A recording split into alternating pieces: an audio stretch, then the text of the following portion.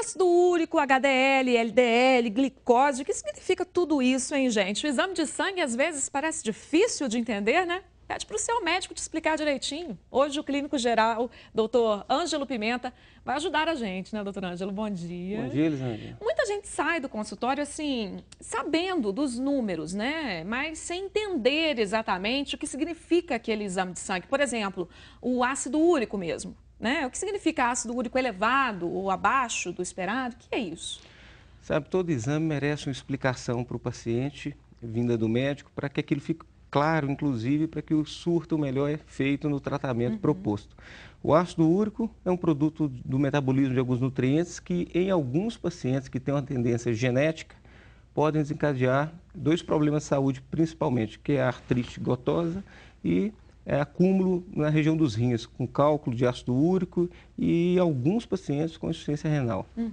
Mas por que acontece essa elevação, né? É uma questão natural mesmo do corpo daquela pessoa? Ou depende Do ácido tipo de úrico vida, que né? a gente está comentando, não é apenas a elevação, porque a elevação do ácido úrico em pacientes que não têm problemas relacionados a ele, você não precisa nem tratar. O problema é o ácido úrico alto em quem desenvolve esse tipo de doença. Por isso que o exame merece uma explicação individual, porque um ácido úrico alto para alguns não causa problema nenhum, e quanto para outros merecem tratamento. Outra questão que gera muita dúvida às vezes, né, é aquela questão mesmo dessas sílabas, né, dessas letras. LDL, HDL, colesterol também, triglicéridos, ou palavra difícil, né? É isso Para mesmo. muita gente é tudo igual, tudo a mesma coisa, tudo questão de gordura no organismo, é isso? É por isso que é importante o paciente tentar entender um pouco o que o médico vai explicar, porque cada uma delas tem uma relevância, tem uma importância. O HDL é o colesterol bom, que quanto mais alto, melhor. Enquanto o LDL é aquele colesterol que a gente tem que trabalhar para que ele fique em faixas mais baixas, porque ele que traz o risco de doenças arteriais, como coronariana, doenças dos membros inferiores, carótidas. Então, aquilo tudo na avaliação clínica é explicado para o paciente. Entendi.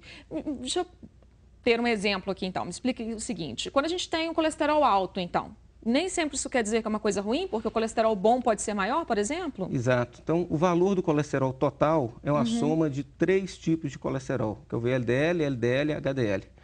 Cada um tem um tipo de função e de prejuízo para o organismo do paciente.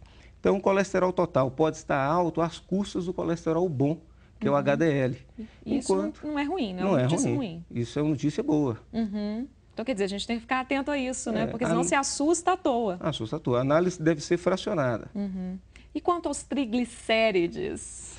Os triglicéridos são um tipo de lípidos, de gorduras, que estão envolvidos mais com o risco de desenvolver pancreatite no paciente que tem esses níveis acima de 500 ou principalmente 1000. E quando associado ao colesterol ruim, o LDL, pode aumentar o risco de doenças arteriais. Mas também deve ser contextualizado conforme o indivíduo. Agora tem a questão da glicose também, né? Glicose alta, baixa, o que isso quer dizer? Glicose alta acima de níveis pré-determinados para o mundo inteiro dá o diagnóstico do diabetes. Então, a intenção de monitorizar em exames de rotina a glicemia é chegar ao diagnóstico de um diabetes ou o risco aumentado daquela pessoa vir a desenvolver. E tem aquela questão também das hemácias, né? Leucócitos, plaquetas, linfócitos. Para a gente é muito difícil isso. Não é muita coisa. Então, as hemácias dão um diagnóstico de anemia ou se está tudo bem com esses glóbulos vermelhos. Os leucócitos são os glóbulos brancos, aqueles envolvidos nos processos de defesa do organismo. E as plaquetas, um outro tipo de célula que é analisado no hemograma, e são envolvidos nos processos de coagulação. Vamos supor que uma pessoa esteja com leucócitos acima da média, sempre. O que isso quer dizer? Depende do contexto. Um leucócito acima da média num paciente assintomático pode não querer dizer nada. Agora, um leucócito acima da média, um paciente febril com algum sintoma, isso entra num raciocínio clínico que conduz até o diagnóstico. Ah, sim, é preciso ficar atento a isso, então. Né? Uma informação isolada raramente leva a um diagnóstico de algum problema se não tiver dentro de um contexto. As pessoas têm que esmiuçar isso com o médico mesmo, né? Na hora que está ali com o médico, perguntar tudo, né? É claro, e a interpretação sozinha do exame em casa gera muita ansiedade, às vezes por um problema trivial, quer dizer, nem é algum problema em algumas vezes. Por isso merece explicação do seu médico. Com certeza. Muito obrigada, viu, doutora Ângela, pela sua participação. Bom dia. Bom dia.